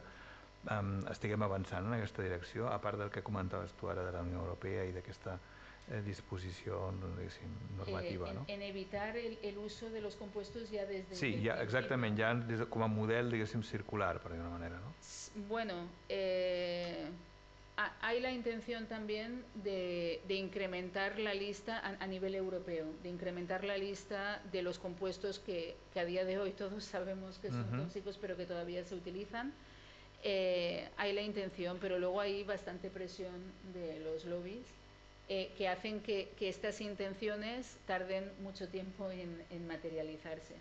Por ejemplo, también hay, esto si habéis oído hablar del Tratado Internacional de Contaminación por Plásticos que se está intentando llevar a cabo. De hecho, aparte de otros problemas y tal, pero uno de los problemas es precisamente el uso de aditivos químicos. Y allí hay bastante presión de todas las empresas químicas que no quieren dejar de fabricar esos productos químicos. I ja potser com a última pregunta ja deixa pas a les preguntes del públic. Tu com a científica, quina seria, diguéssim, una mica la mesura o la proposta que plantejaries que penses que pot tenir més impacte, no? en mitigar, o jo no dic resoldre perquè és un tema complex, però com a mínim mitigar tota aquesta presència absolutament aclaparadora de tòxics que ens estan influint, ¿no? A nivell crònic, diguéssim. Bueno, evidentemente tendríamos que, lo que hemos comentado, avanzar en las legislaciones, pero luego también es verdad que tenemos que hacer un cambio de mentalidad, la sociedad en general, a nivel mundial, de reducir el nivel de consumo que hacemos. O sea, todos los datos que os he presentado de la cantidad de residuos que generamos año tras año, esos residuos están contaminados y son también un problema. Bueno, aparte del problema de cómo gestionarlo, es el problema de contaminación que generan. Entonces, si usáramos menos materiales, también usaríamos menos compuestos químicos, ¿no? Evidentemente, lo ideal sería que los materiales no tuvieran compuestos tóxicos, pero si los tienen, porque no tenemos legislaciones lo suficientemente ambiciosas como para que restrinjan todo lo que nos gustaría, al menos no hacer un uso tan abusivo de todos estos materiales, ¿no? Por ejemplo, bueno, todo el tema del mega embalaje de los alimentos, ¿no? Si no compráramos la comida tan embalada en plástico, pues por ahí ya disminuiría una parte de nuestra exposición, ¿no? Nosotros un poco con los estudios lo que intentamos hacer es, bueno, aparte de dar evidencias científicas del grado de exposición al que estamos, también es intentar ver, porque a ver, yo tampoco no quiero parecer aquí que me cargo todos los compuestos químicos, yo soy química de formación, o sea, la química es importante y es necesaria, y muchos de estos compuestos químicos, lo que comentaba, un retardante de llama es muy bueno, porque nos evita que se propague la llama en un incendio, ¿no? Pero si hay opciones de utilizar retardantes de llama que no sean nocivos, pues vamos a hacerlo, ¿no? Luego también depende el grado de aplicación, ¿no? Si ponemos la cantidad justa y exacta, pues a lo mejor me contaminaré menos. Y entonces, volviendo a lo que comentaba, lo importante es saber determinar cuáles son las vías principales de exposición, ¿no? Y a veces el conocerlo tiene una solución muy sencilla. Por ejemplo, en el estudio que hicimos en la planta de recicladores de residuos electrónicos, hicimos el muestreo, coincidió, que lo teníamos programado y coincidió con la pandemia, con lo cual cuando fuimos a hacer el muestreo, los trabajadores llevaban la mascarilla, la quirúrgica, la básica, pero no la llevaban por protección de su trabajo, la llevaban por COVID y estaban deseando quitársela cuando pudiéramos ya quitárnosla por el COVID, ¿no? Nosotros hicimos un estudio en el que valoramos diferentes tipos de mascarilla y sin mascarilla, a ver cómo estaban expuestos. Entonces, una cosa tan tonta como ponerse una mascarilla, pues les reducía bastante el grado de exposición, ¿no? Entonces, bueno, yo creo que que lo ideal es no tener esos tóxicos, pero en el caso de que los tengamos, lo importante es conocer el grado de exposición e intentar tomar las medidas igual sencillas. Por ejemplo, el tema de los envases de plástico. Esto no lo he enseñado porque no me ha dado tiempo a enseñaros todo, pero hemos hecho un estudio, la típica tortilla de patatas que te compras con el envase para poner directamente en el microondas, ¿no? Hemos hecho el análisis de la tortilla de patatas antes de calentarla y después de calentarla, y claro, el nivel de contaminantes que hay pues es muy superior después de calentarla. Entonces, si la gente lo supiera, pues te sacas la tortilla de allí, la pones en un plato de cristal y tan contentos todos, ¿no? Entonces, un poco también es intentar ver qué maneras tenemos para intentar evitar el grado de exposición. Exacte. Sí, sí. La informació i la cultura, no? D'alguna manera també derivada de conèixer, doncs és una gran mesura per avançar. No sé si hi ha alguna pregunta per part dels assistents. Sí.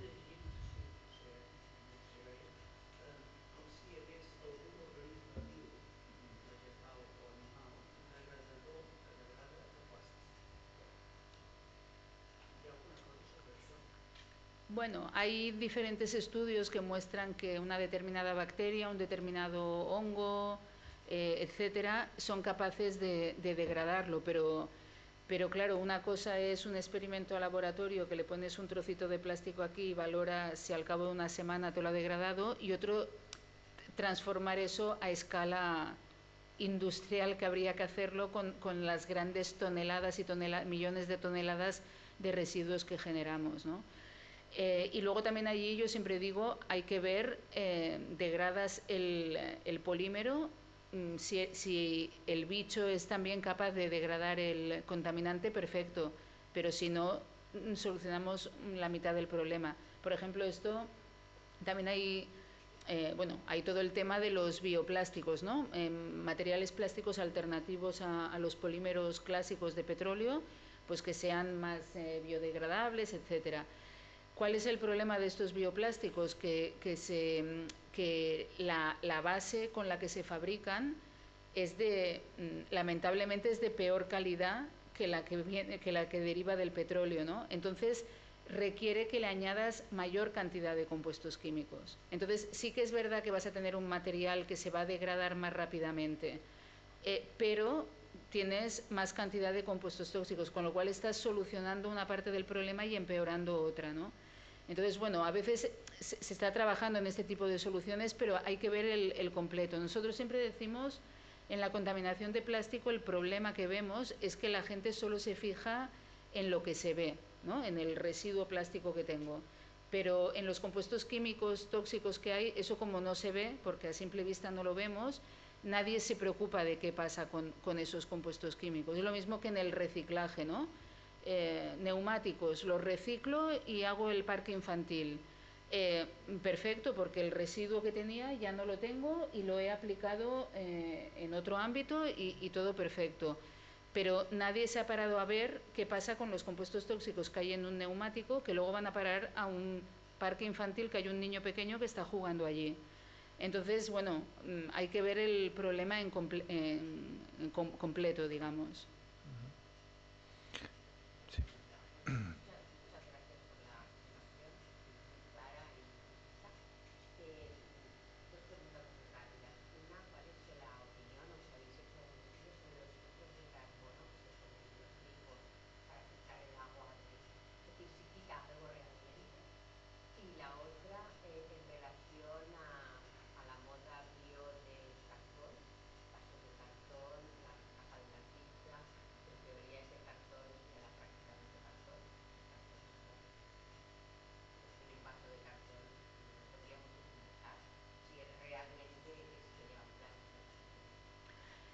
Bueno, la primera, ¿me comentabas?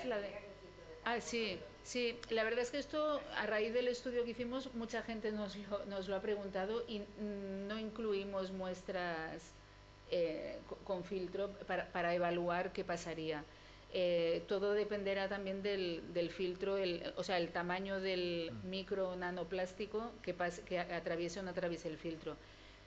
Seguramente habrá partículas que igual las retenga, pero habrá otras más pequeñas que sí que pasen. Y los compuestos químicos, la verdad es que lo tendríamos que valorar. No te lo sé decir porque no lo hemos estudiado, ¿eh? Y luego la otra era la del el cartón, sí. Independientemente de si tiene plástico o no, que sí, pero el otro tema es, por eso comentaba yo que tenemos que hacer un cambio de mentalidad de consumo, porque si todo lo que hacemos de plástico a día de hoy lo queremos hacer de papel, nos quedamos sin bosques en el planeta. O sea, no podemos hacer todo lo de plástico, hacerlo de papel y de cartón. Evidentemente, muchos de los materiales llevan una capa muy fina de plástico interna. Claro, es menos cantidad de plástico, pero también es plástico. Esto, por ejemplo, en el estudio que os comentaba de los refrescos de cola, porque a veces una pequeña capa, depende como sea, puede ser peor que el conjunto entero. Queríamos ver si el refresco de cola en botella de plástico o en botella de cristal, ¿no? Evidentemente, lo mismo que nos pasó con el agua del grifo, tendrá más la de plástico. Pues resultaba que tenían por el estilo. Y al principio decíamos, pero ¿cómo puede ser que una botella de cristal tenga plastificantes? Y al final resultó, bueno, pensando vimos que era el tapón metálico, tiene el recubrimiento de plástico y solo por ese pequeño recubrimiento contamina lo mismo que la otra, que era la botella entera de plástico, porque son plásticos diferentes, con aditivos diferentes, etcétera. Entonces, bueno, habría que analizar, habría que ver, es un poco lo que digo, aquí en esto lo que se ve es que gastamos mucha menos cantidad de plástico, pero habría que ver qué pasa con los compuestos químicos. Y eso normalmente no se tiene en cuenta. Sí, sí.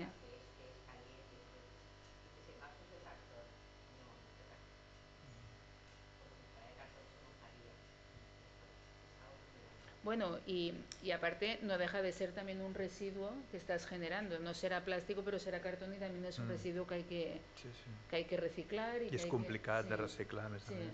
Bueno, exacto, cuando hay mezcla de capa de plástico y cartón, aún es más complicado reciclarlo. Sí?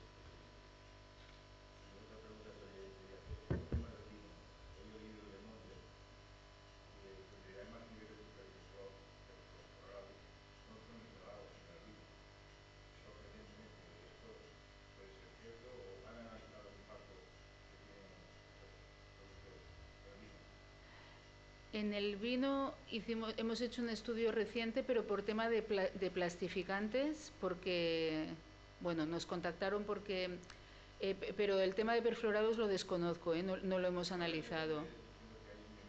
Muy superiores. Podría ser. Nosotros el estudio que hicimos era de plastificantes porque los países nórdicos, bueno, digamos, claro, es que todo el tema de sostenibilidad, a veces para arreglar una cosa estropeas otra. Por el tema de la huella de carbono, los países nórdicos exigen exportar el vino, no quieren el vino en botella de vidrio porque pesa mucho, lo quieren en las cajas estas de cartón recubiertas de plástico. Y entonces, claro, había la duda de si eso podía aportar mayores niveles de plastificantes. He de decir que porque a veces también hay gente que critica, ¿no? Claro, en todo lo que analices vas a encontrar contaminantes. Entonces, todo depende lo que he dicho al principio, todo depende del grado de contaminación. Es cierto, el estudio este de perfluorados que comentan, no lo conozco, pero, por ejemplo, lo que hicimos nosotros en plastificantes, tanto en vidrio como en el otro, en el backing box, los niveles eran realmente muy pequeños. Entonces, bueno, digamos que yo por ahí tampoco pondría problema. El tema de los perfluorados lo desconozco, pero realmente sí, los niveles son importantes. De hecho, los perfluorados son uno de los que a día de hoy, digamos, los legisladores están poniendo un poco más de énfasis, pero la problemática gorda que hay es la cantidad de compuestos que hay. Es muy difícil. ¿Cuál limitas? ¿Los limitas todos o qué haces?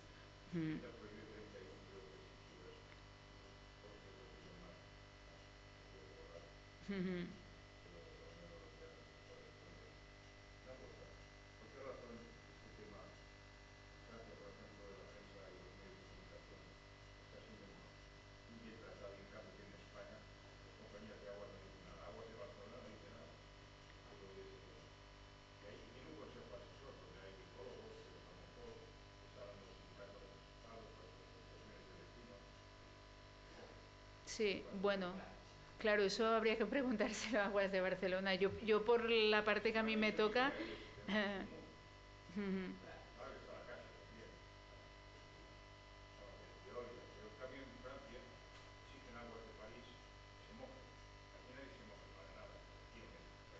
Bueno, yo creo que aquí la manera a veces es la presión que puede hacer bueno, los medios de comunicación y la sociedad. Es la única manera a veces de... O sea, por ejemplo, bueno...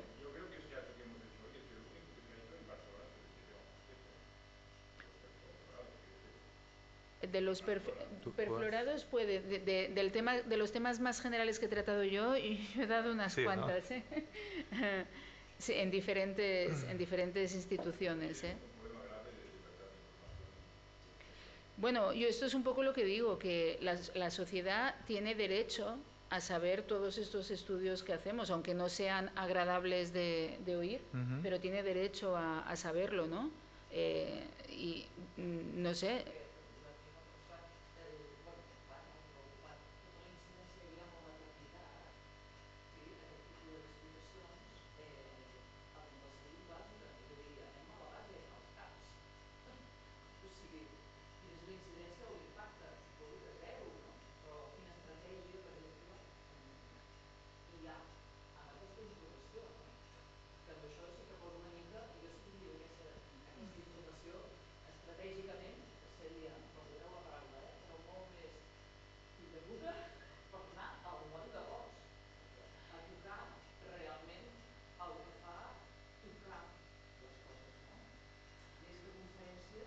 Bueno, a ver, de hecho, nosotros, o sea, yo por ejemplo, aparte de conferencias, que es para que la gente lo sepa, también en medios, bueno, estamos dando bastante divulgación, pero digamos nosotros tratamos directamente con políticos.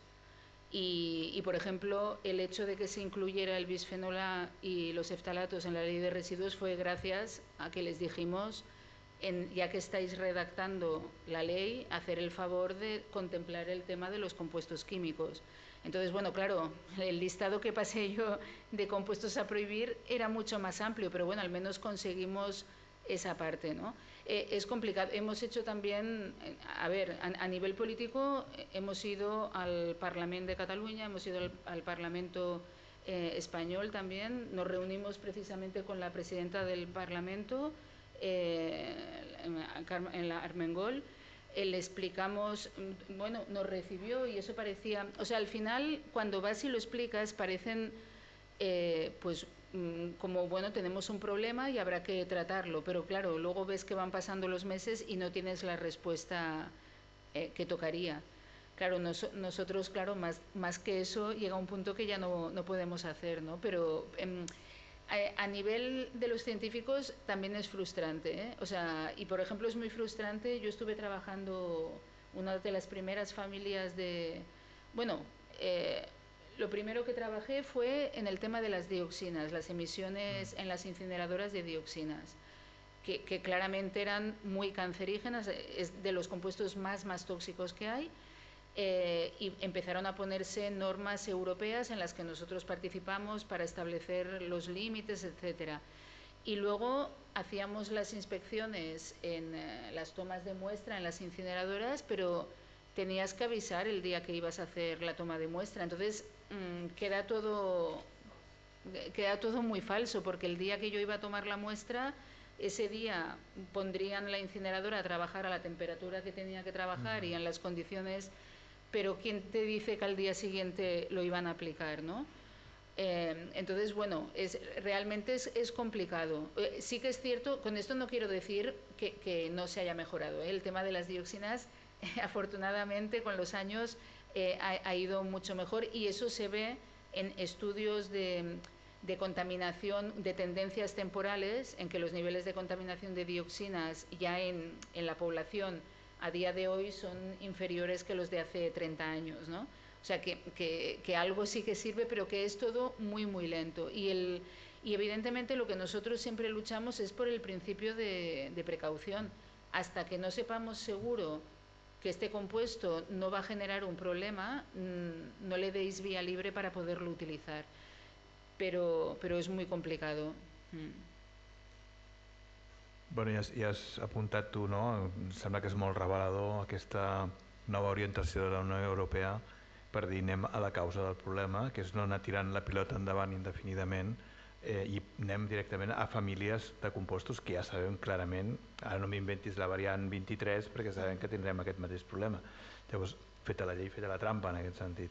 Llavors això, aquesta, diguéssim, aproximació, no? Des de l'executiu, des de l'administració, sembla que sí que té certa, o hauria de tenir certa efectivitat, perquè com a mínim estàs tancant una escletxa que ara mateix és un coladero, diguéssim, ¿no? Legal, ¿no? El problema sí, realmente esta sería una medida muy buena si se tomara, y no solo esta, sino la de incrementar el listado de compuestos químicos que tienen en mente ya para prohibir. El problema es que eso es lo que queremos hacer, però no se ha materializado. No sabemos cuántos años se tardarà en que se materialitze. Clar, i com si no hi ha pressió tampoc per part de la ciutadania, ni hi ha... Això sembla que de moment no inquieta el que hauria d'inquietar, com perquè els polítics en aquest cas se sentin pressionats. Yo la sensación que tengo un poco, o sea, yo realmente he dado muchísimas charlas, muchísimas entrevistas en medios de comunicación explicando este problema, y me sorprende porque todavía cuando voy a los sitios y lo explico, a la gente le viene muy de nuevo. Y claro, a veces piensas, bueno, con todas las veces que lo hemos explicado, debería ser algo que ya hubiera calado más en la población, pero claro, evidentemente cala solo al público que has tenido en aquella conferencia, o a la gente que ha oído la entrevista que te han hecho en esta cadena de radio, ¿no? Por ejemplo. Pero claro, quizás es un poco, no sé, quizás lo que comentaba usted, en Francia a lo mejor la población está ya más concienciada con este problema. Hay más tradición que ya. De todas maneras, tengo la sensación de que estamos sobrepasando. Hemos sobrepasado los niveles, los límites. Esto ya es difícil resolver. Bueno, yo también creo que estamos en una situación bastante límite con todos los residuos que generamos y tal, pero lo que tenemos que evitar, al menos, es que no vaya más, ¿no? O sea, porque el problema es que, bueno, Las recomendaciones sobre el decrecimiento no están incluidas en ningún manifiesto.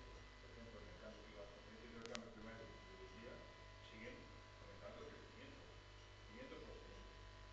Bueno, en el tratado para la contaminación por plásticos, el problema básico que hay es que hay dos grupos diferenciados. Uno, que es el que apuesta por poner un tope de fabricación anual de plástico, o sea, limitar el tope. Pero claro, luego están todos los países productores de petróleo que no están, y por eso no llegan a un acuerdo. Pero claro, ese es el problema. Entonces ya no estamos diciendo vamos a reducir la barbaridad que ya utilizamos ahora de plástico, ¿no? Pero por favor, al menos no la aumentes más. Las ruedas están detrás de las conferencias. Molt bé. Sí, fem dues últimes preguntes. Sí, comencem per aquí. Quería preguntar si hi ha projectes europeus per fer un trasllat, perquè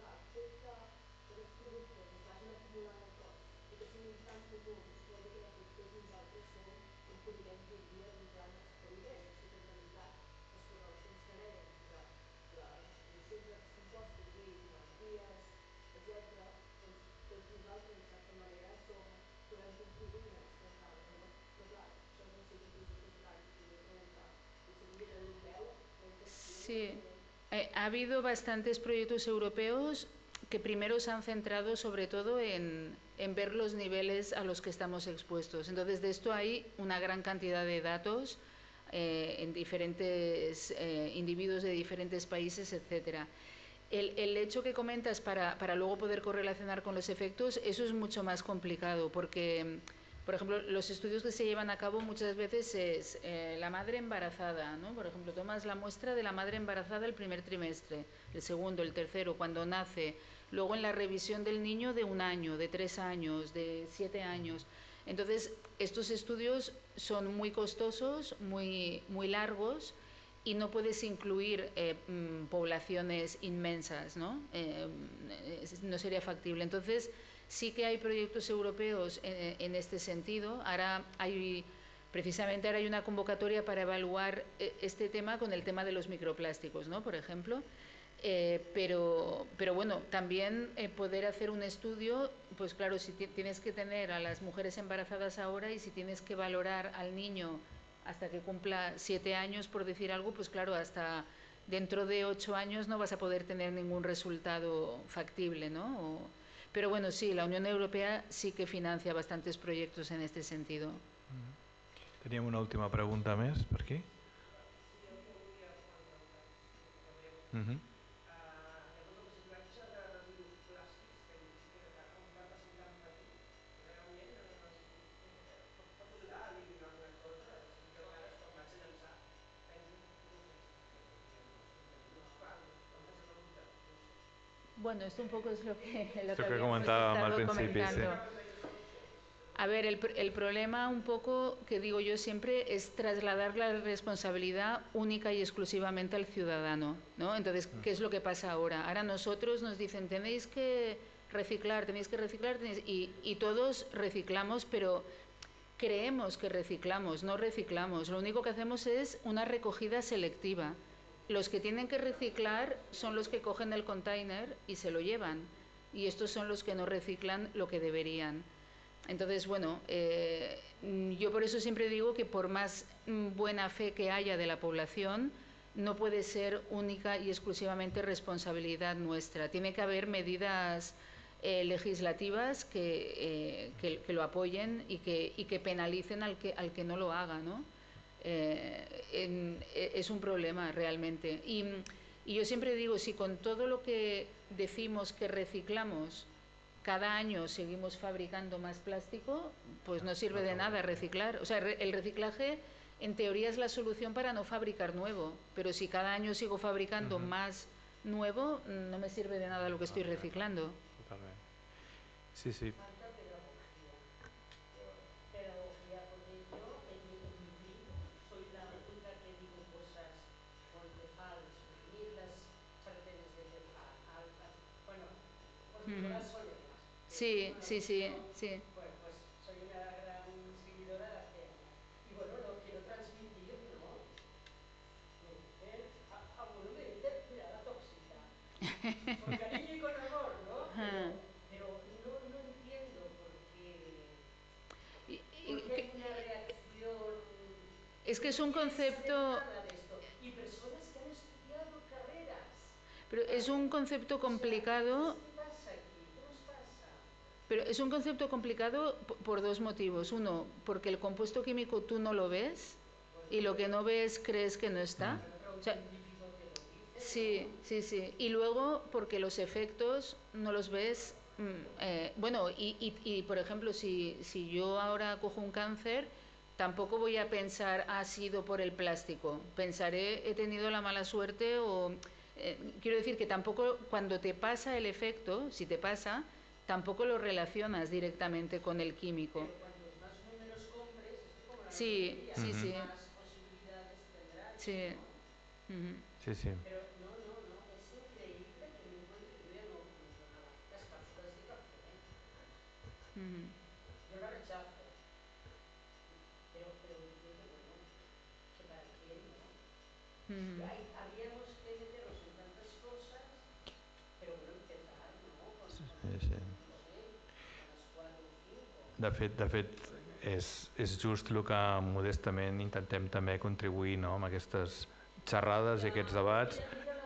Sí, bueno, de fet també és una de les raons per les que sempre enregistrem totes aquestes xerrades, perquè pensem que independentment de l'assistència doncs això té un valor altíssim i volem donar-li tota la difusió que mereix. Com a mínim doncs que quedi enregistrat i puguem difondre-ho i fer-ho arribar més enllà d'aquestes 4 parets. Moltíssimes gràcies, ho deixem aquí perquè se'ns acaba el temps i seguirem endavant amb més temes. Gràcies. Gràcies.